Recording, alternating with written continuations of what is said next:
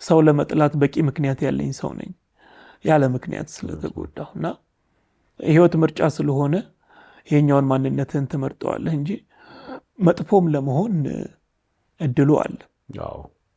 ግን በእግዚአብሔር ቤት ስታድግ የእግዚአብሔርን ቃል እያወቅክ ስታድግ ሰብእናም እየተገነባ ነው የሚመጣው።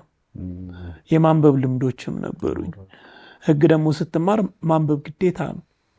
ይሄ ኢንተርዲሲፕሊነሪ በሆነ መልኩ ብዙ ነገሮችን ታነባለህ። ስታነብ ደግሞ ሰብእና ይቀረጻል።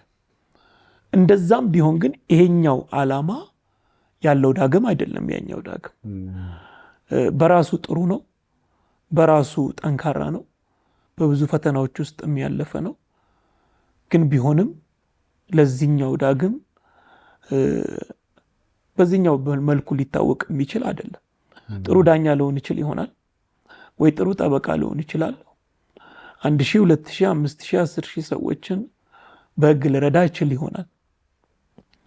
ዛሬ በእያንዳንዱ ጓዳ ውስጥ ገብቼ ጽናትን፣ ይቅርታን፣ ተስፋን በመሰብክበት ደረጃ ግን አልሆንም። ምንም ጥያቄ የለውም። ያኔ እግሮቼ እስከሚችሉት ድረስ ልሄድ ይችል ይሆናል። ዛሬ ግን ዊልቸር ላይ ሆኜ በዓለም ድረስ ሄጃለሁ። በእያንዳንዱ ቤት ውስጥም ታሪክ ያለ እንጂ በፍጹም በዚህኛው ልክ ያኛው ሊሄድ አይችልም እስከሚገባኝ ድረስ።